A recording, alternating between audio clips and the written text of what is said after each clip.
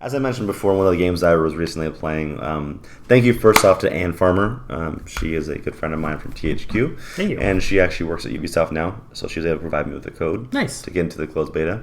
Very cool. For you who don't know there, For Honor is also going to be having an open beta weekend. Yes, not this weekend, but the following, the weekend before launch, which is more of a stress test. So don't expect the servers to work up perfectly, but definitely jump on if you can to help Ubisoft make sure it's solid for release. Cool. Yeah, because Ubisoft needs all the help it can get with releasing online games. And servers, yeah. If The Division is any indication. Or even Watch Dogs.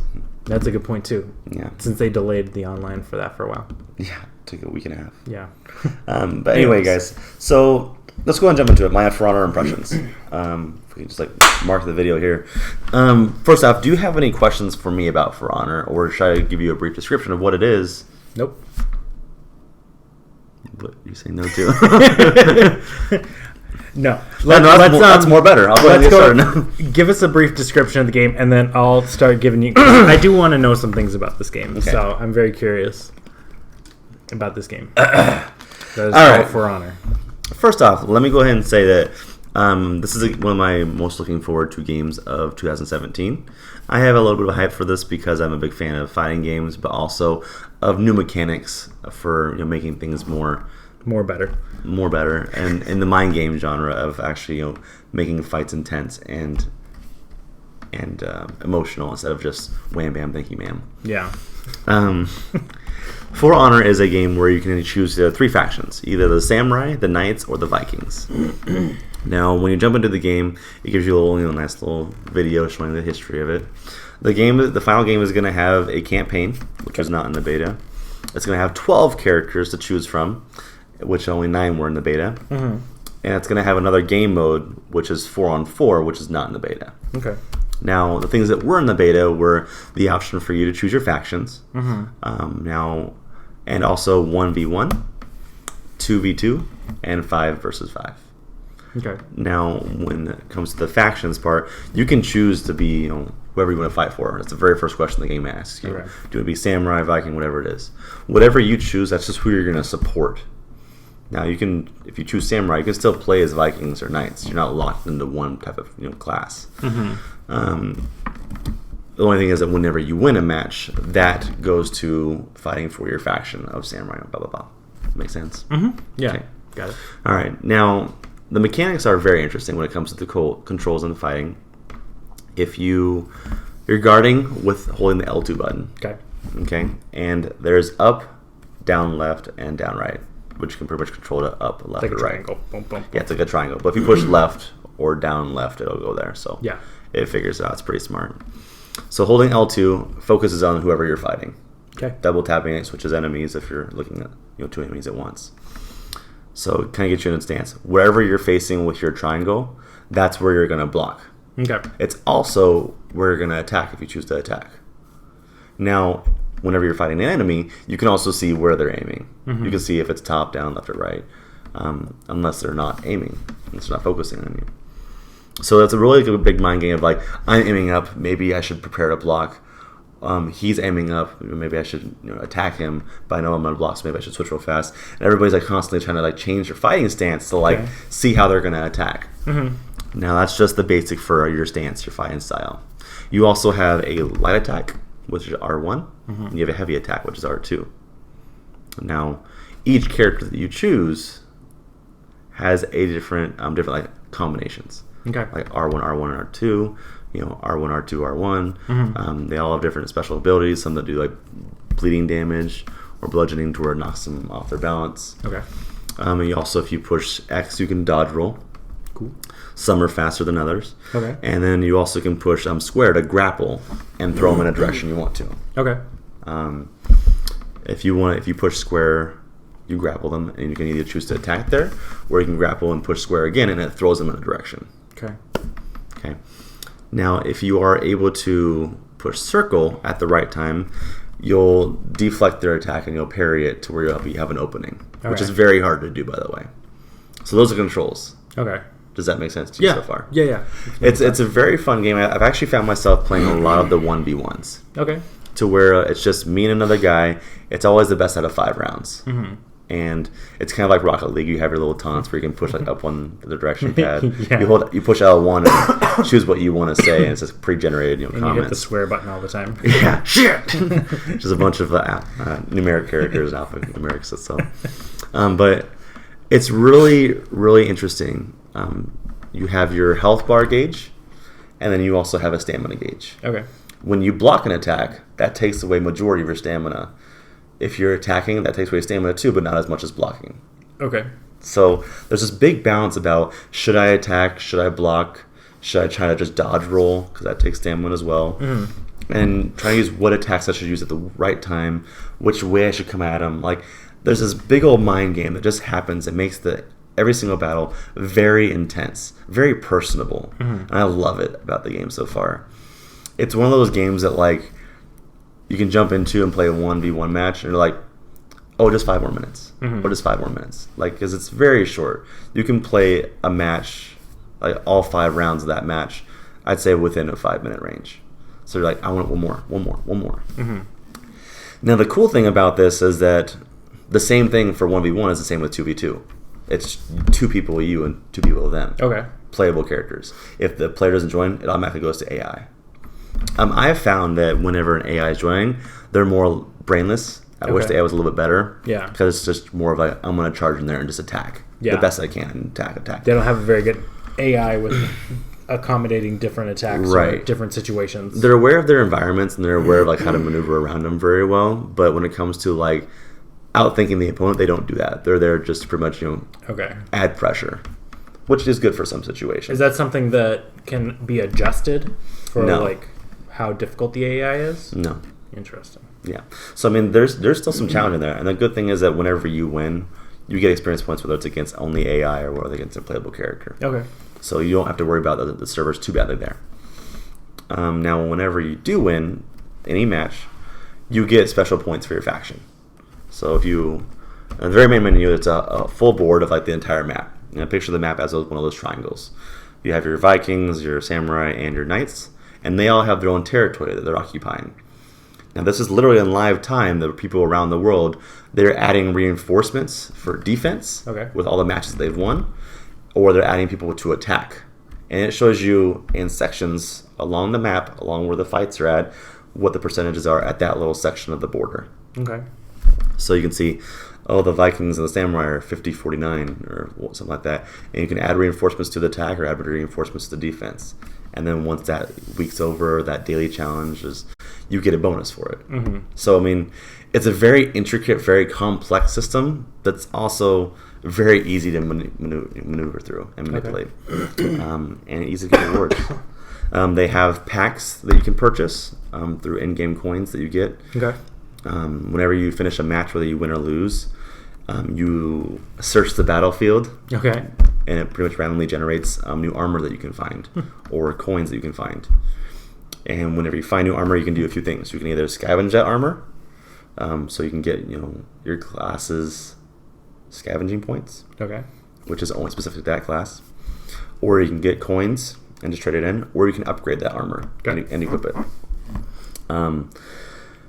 There's gold pieces, rare pieces, all that, and then you can buy like booster packs where it's like 4 pieces of armor, 3 pieces of armor, 1 guaranteed rare piece of armor, something like that. So keep you coming back with more gold. When it comes to the characters themselves, like I said, there's 9 in the beta, there's 12 overall in the full game, so there's 3 that were missing. It ranks them from how they are to play, from easy to normal to hard. Gotcha. So it takes you pretty much like Overwatch, how hard it is to master those characters. Mm-hmm. It also tells you what their stats are, like fast at countering, quick, good distance, good reach, or overall balance, or hard hitter, or things like that. So it's really cool seeing what each character does. You can play as any character you want from the beginning, but you can't customize any character you want. You have to recruit them to your army to play as them, which is 500 coins. It's not hard to get. It's like maybe a handful of matches. If I'm going too fast, let me know. No, you're fine. Now, whenever you unlock a character, they are fully customizable. And when I say fully customizable. When you first start the game, you have to design your battle shield, so the logo for your shield, and that's not the only thing that's customizable. That's the color of it, the design on it, everything like that. when you have your character, when you recruited him to your team, you can customize each shoulder pad separately, his chest separately, the legs separately. You also can customize any extra armor they have on him separately. And then with his weapon, the sword, you can customize the whole sword itself. Then you can change out the base, and then you can also change out the blade. So 3 sets pieces to the sword itself. So 3 parts of the sword, and then like 5 parts of the armor. Okay. And then you also can change the colors. So each character can change that.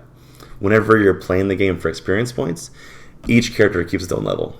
So if I'm playing for 1, that only character levels up those experience points. Okay. If I switch to another one, that one's back at 1. I have to level that one up too. Yeah. So you have 12 different characters to level up automatically from the start. So, I mean, if you're playing with someone online, you're like, oh, he's only level 5. I can maybe level 5 with this guy. But you got another character who's at level 20 something. So you don't know. Is there a max level?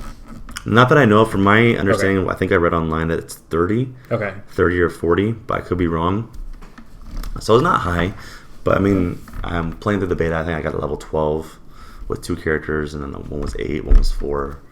I was trying a few different ones. How much time did you put into it? I'd probably say I put them at maybe 3 hours, 3 or 4 hours. Okay.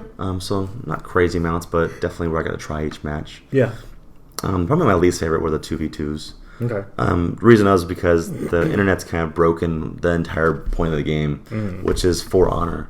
There's a big meme going around right now, which is in the community, where if you're playing a 2v2 or a 5-on-5 match, that if the other person loses or you defeat your opponent and you go over to watch, you just sit there and watch.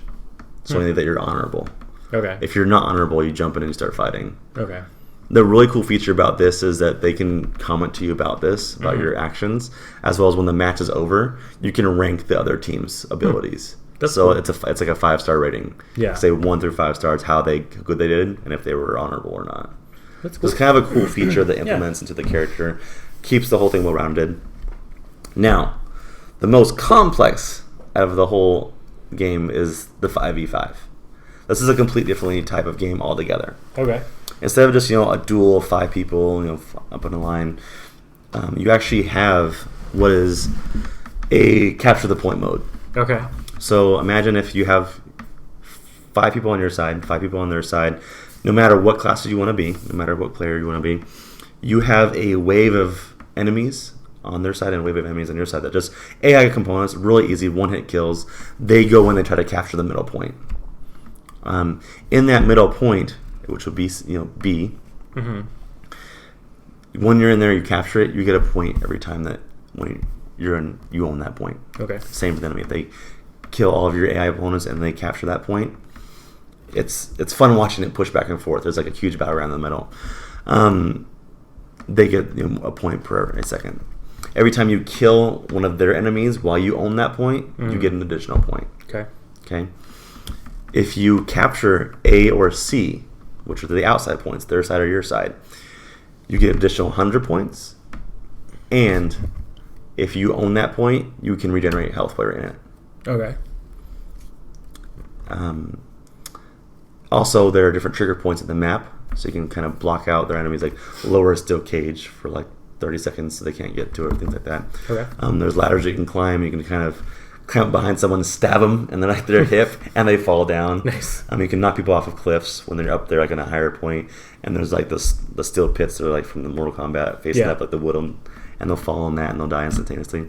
Cool. You can also revive your friends. Okay. So if they're knocked down, you can choose to revive them if you knock an opponent down and you choose to like do an execution move, just like cut their head off, something like that. Then they can't be revived. Okay. It takes longer to perform, so it leaves you open for attack, but then they cannot be revived. So that's the trade-off for it. I have found this mode to be very fun, not only because it has the basic aspects of fighting multiple people at once. You really feel like you're in the middle of a war zone. You have like catapults landing out of the rocks landing in the middle of nowhere, things on fire. But with this mode, each character has a set of 4 special abilities. Okay. When you're doing when you're capturing points or getting certain points on the team, they unlock using the D-pad. Okay. Up, down, left, right. And one will be like summon a barrage of arrows to fire like in an area in front of you. Use a smoke bomb to disappear, like try to run behind. Have it to where a circle around you appears, and everyone on your team who's in that circle has stronger defense. Okay. Or just use like a potion to heal yourself real fast. Like there's so many different mechanics that you can unlock, and there's only certain ones that apply to certain characters too. Okay. So again, another reason why you want to choose which character you want to play as. But I mean, that's pretty much For Honor altogether from everything that I read as well as what I've played. Okay. From my experience so far, I am loving this game. Yeah, it seems like it. It's very intense. Like I said, those moments where, regardless if you're playing a one-on-one match, has an intense moment. But even if you're playing 5-on-5, your team is trying to do all the same thing. But if you're not moving, you're dying. Like in that game, like you have to be on it. If you're not first, you're last. Yeah, exactly. But it's not just so much like those first-person shooters where you have to just run in there and kill as many people as you can to kind of push them back. No, you have to use a formula to try to figure out what's the best point of option I should go through right now. Should I capture this middle point and try to hold them back? Should I try to revive people? Should I try to go left or right to kind of surprise them and make them focus on those so we can capture the middle point? Like, for something so basic as a capture the point mode, it feels a lot more complex than it really is. That's why I think I'm really enjoying it. Cool. So, question. Okay, I've had my spot, so now I'm open to questions. What is the best kind of bear? Black bear. Fact. Beats. Bears eat beets. Bears beats Battlestar Galactica. What is going on here? Identity theft is not a joke. Michael! Wait, what are you doing? Michael! When you told me I had to ask questions, the first thing I thought of was, question. So, from everything that I've seen for the game, like the stuff they really focus on showing off is the 1v1 stuff. And like you were saying, the whole going high, going left, going right. And like it's almost kind of like a rock, paper, scissors type of situation from how it's presented. Yeah, if rock, paper, scissors didn't have 3 options, if it had 6, that's definitely exactly what it would be.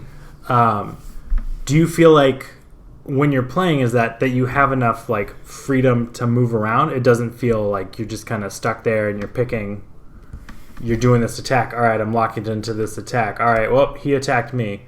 Like, does it still feel like it's like a more fluid gameplay? Like you're still in control of yourself the whole time, and you're just like, how much of it is real time, predetermined? How much of it's real right? Because I mean, it sounds like one of these situations where you do an attack and you're kind of caught in that animation for so long that you're leaving yourself open. But in reality, you're like, I can respond faster to this, but my character's not. Is it like does it get almost to like turn-based, like old Final Fantasy? No, it's actually very fast-paced. Okay. You don't feel like you're like in the old fighter games, like when you do like Tekken or old Virtual Fighter, you'd say like do this combo, but like they have to like do this whole motion. You can't do anything while they're doing it. Yeah, it's not like that at all. Okay. I mean, there are some characters who do move slow, but their attacks still register from how they hit so fast that you don't really feel like they're moving slow at all.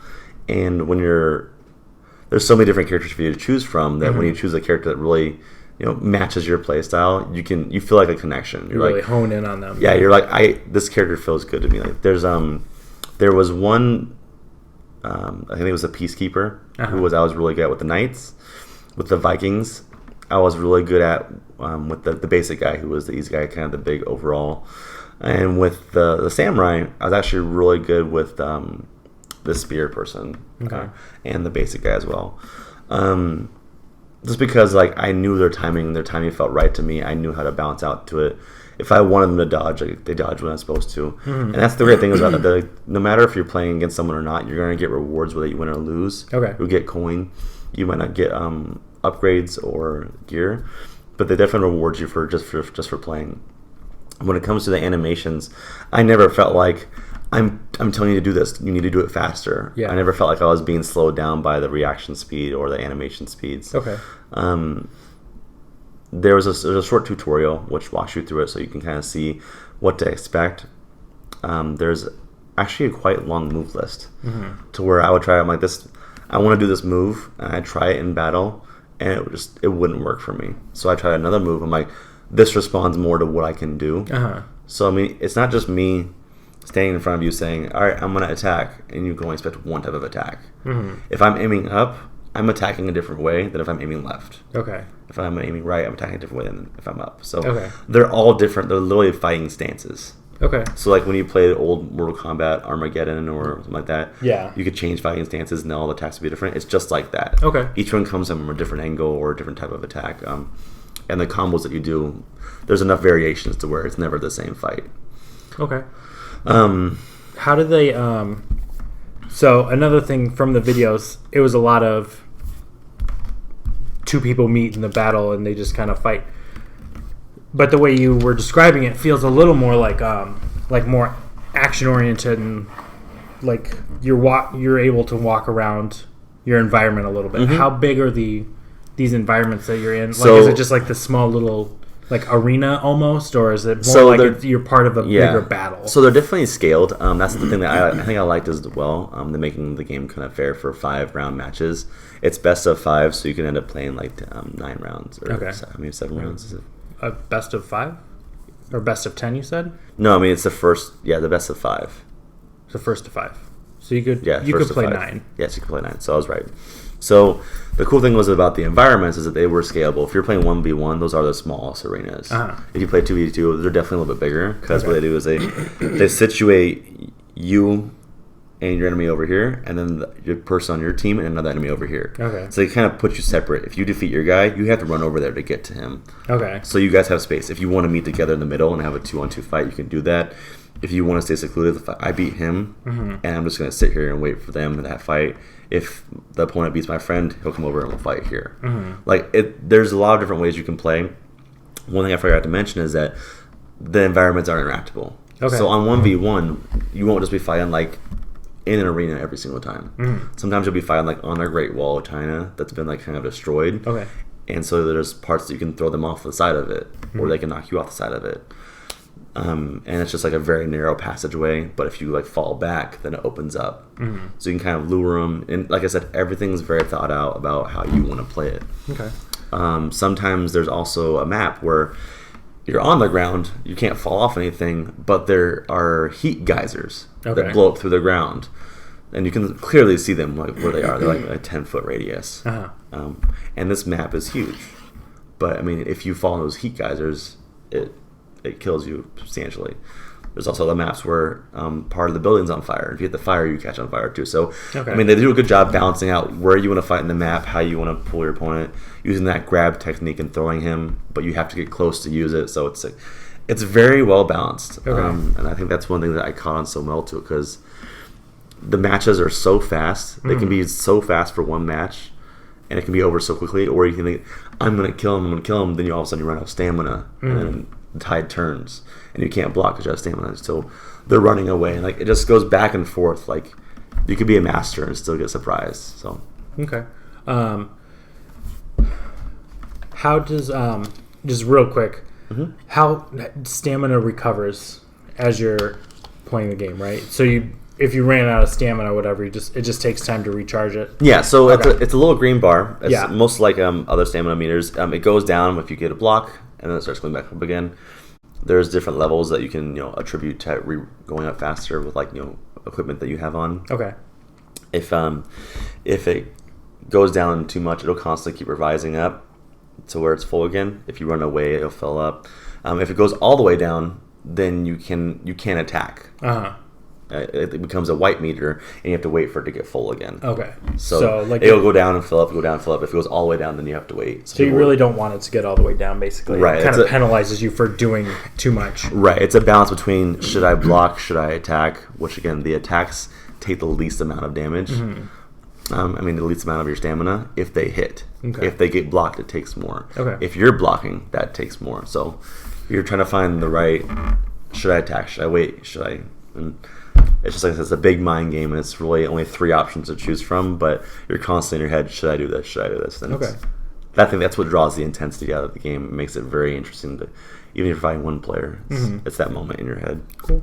So the environments kind of scale to the type of battle you're in. Oh, Do they- oh. For the 5v5, those environments. Yeah. Those are a lot bigger environments. Yeah. So with those, it's more like... Well, so yeah. No, I got it. I get it. That makes sense. What I was going to go with was Are you in different locations for different fights? Like if you pick certain factions to fight as, like are you fighting in like a castle? You could be fighting at the dojos. You could be fighting exactly. So there's one thing that's really cool about that. Not a ship, but yeah. So the one thing is that whenever you choose 1v1, so imagine like a really big map, and imagine a river that comes as a triangle and separates 3 continents. That's like the lines of war where you're fighting at. It's cool because you'll put your reinforcements for defense or attack, and you'll come in like 2 days later. Like I played Friday and came in on Sunday, and the lines had completely changed. Okay, like one side on the Vikings had gone completely down, but then like the samurai went up to the Vikings, and so those are ever changing. Okay, those lines change which map you're going to fight on. Okay, so if you want to reinforce this one more, you're like, if you guys have more ownership of that one, you're more likely going to fight there. Okay, and that map. Every time you do like that out of 5 fights, it's a different map every 5 fights. Okay, cool. So you're not fighting the same map 9 matches. You're fighting a different map every match. Okay. Also, if the overall community is winning with the Vikings, like they're taking over everything, their banners will have be on the castles that you're fighting at, or their banners or like their women, or like their colors. You'll see those changing in the environment. So like if the samurai are fighting like at this home base and they're fighting, the samurai's logos there, but if the Viking percentage goes higher than the samurais in the faction war, then that same home base is gonna start having like Viking markings on it and like camouflage and coloring and banners and stuff like that. So that's pretty cool. Yeah, it's a really cool like small detail change, but you can definitely tell like who's winning the tide of the battle. Cool, sort of thing. So and is there some kind of like story that's going on to kind of explain why everybody's fighting each other? So I mean it's really go ahead. There's like an introduction story that if you watch it, you can see it online. It's like a 2-3 minute story. There is a full campaign in the main game, which from my understanding is supposed to be between 4 to 7 hours. And would that be like a campaign for each of the races? They haven't announced yet. Or is it like you're bouncing between them? I think that you're bouncing between them. Okay. I'm not sure yet, but I think that you might have a different campaign for who you're choosing. Yeah. But you're bouncing between the actual characters. Okay. So if I'm choosing the samurai, I'm going to play through the story of samurai, but I'm going to change the characters of samurai. Okay, yeah. That would make sense, yeah. Again, that's a little speculation from what I've read. I think that's what my idea is. Okay. The concept, but I could be wrong. But the campaign definitely is lengthy, and it changes from all different game modes. Okay. With the story is the fact that like long ago, like when like the islands were being created and whatnot, there were like the Vikings were like kind of nomads, and they were just kind of wandering, and they found water, and they wanted to like drink this water, and you see like the samurai wanted that water first because he wanted to survive, and so like they got ready to fight because like, I'm declaring this my water, I want this land, and then all of a sudden the knight shows up, and like we declare this land for them, and it's like the person who's narrating it saying there's a moment of peace, and then like something causes a reaction to like where someone trips or they heard a gunshot go off, which wasn't them. Yeah. And it makes them start fighting because I think it was them. And then years and years and years go by, and they're still fighting this war. And the same thing happens where it's kind of a master chief of samurai, then a master chief of Viking, very higher ups have the same moment where wait, we don't need to be fighting, and they calm down again. And then you see the narrator from like behind a bush shoots an arrow into the Viking, and it makes the Viking just go like into a rage, and they start fighting again. So they're constantly fighting, the 3 of them, but it makes it seem like there's somebody else behind the scenes who's kind of using them as puppets to keep them fighting. So I think it's going to actually have a really interesting story. Okay. So, last question. It seems like a lot of the fun is coming from playing against other people. If the game wasn't online, if you didn't have an internet connection to play against other people, would the game still be fun, or is most of the fun from playing against other people in PvP? I don't think the game would be as much fun, to be honest, playing just 1v1 over and over again against the AI. Because, I mean, whenever you choose to play 1v1, and if it's always AI, I've noticed that it random rolls it. So you could be playing 12 different characters each time. And, I mean, those matches could be fun, but it's going to be a definite amount of time. It's going to be fun for them. Playing 5v5, if you're playing you and 4 other AI on your team and against 5 other AI, those matches are going to be lasting a lot longer for fun level because they're going to change every single time. The map's going to be different every single time. You actually have the option to choose what map you want to go to next after a match finishes, and it keeps you with the same group of people. So you can keep going map to map to map unless people drop out. And the fun level is that you can always keep upgrading your characters. There's actually a big season thing that they have to where they have daily challenges. They have weekly challenges. They have monthly challenges. Then they have season challenges. So, and every season, I believe, is 8 weeks, so 2 months. So, all of those get you different benefits from accomplishing different, like, little mini tasks, like revive this many players, or defeat this many of this type of enemy, or capture this many points. So, it gives you a reason to go to different game modes while there, and that way you can get more gear and leveling up your characters the end game. So, I mean, yeah, it definitely would have a finite amount of time it's going to be fun for if you have no one to play against. That's kind of the key factor of this thing, being in your enemy's mind. But even if you don't have anyone to play with, it's still going to be a good level of fun. It may not be 100%, but definitely up in the 70s for fun. Cool. Yeah, sounds good. Just hearing you talk about it has sold me more on the game than seeing it played at conferences and stuff for the past year. Because honestly, I was like, this game looks super boring, and like, you go run up to some guy, and then you're picking, all right, well, I'm going to attack high, and he's attacking to the right, so I got to make sure that I connect, and I'm able to block now because I'm down here, and we're both picking lower right or whatever. So it just seemed really boring, and it seemed more like a hurry up and wait type of a gameplay, which I was not digging. I think that you're definitely right. What you touched on for your first question is definitely going to be one of the pain points people might see out there, is that I don't like how it controls, or I don't like the way that they're moving. I think that those people might try to give up before they try other characters, because they might think that that's how all the characters are. If you try this game and you want to give it a shot, definitely play around with the characters, because I said there's some that may match you. There's some that definitely will not match you. And you said all the characters are unlocked from the start, right? Like each one of the... In the beta, they were. Okay. So, yeah, that's true. Yeah, so in the beta, they were. So what it is that you get the first 3 primary players. Yeah. And you get 2,000 coins. To recruit someone to customize them, it's 500 coins per character. Okay. But you can play as anyone you want, but you can't customize them unless you recruit them. Gotcha. That makes sense. If you could do that in the main game, that would make sense. So, I mean... I tried all the characters. I really have like my kind of 4 out of the 9 that I really enjoyed, but I want to venture off. I mean, I hate that when I was watching the streams myself, because I watched some streams before I even jumped into the beta, because I was at my son's practice. It was I was like, okay, this looks like it's gonna be either too difficult or too repetitive. Honestly, this could be one of those games where you're sitting there by yourself and just on the edge of your seat, or this could be one of those games where you and like 3 other friends are, sitting back, relaxing, drinking, playing Sports Club VR, and just like cheering you on, like, like just jumping into it like locally without them even playing. They kind of get that emotion with you about where you are in the match, where you connect with it. So I'm excited for it. I definitely plan on picking it up. I requested a review copy. Hopefully I can get that. If I can't, then I'm still going to pick up the game and do a review about it. So, but this game comes out when? It comes out on Valentine's Day. Okay. So the 14th of February. Yes. So, not next week, but the week after. So within 2 weeks.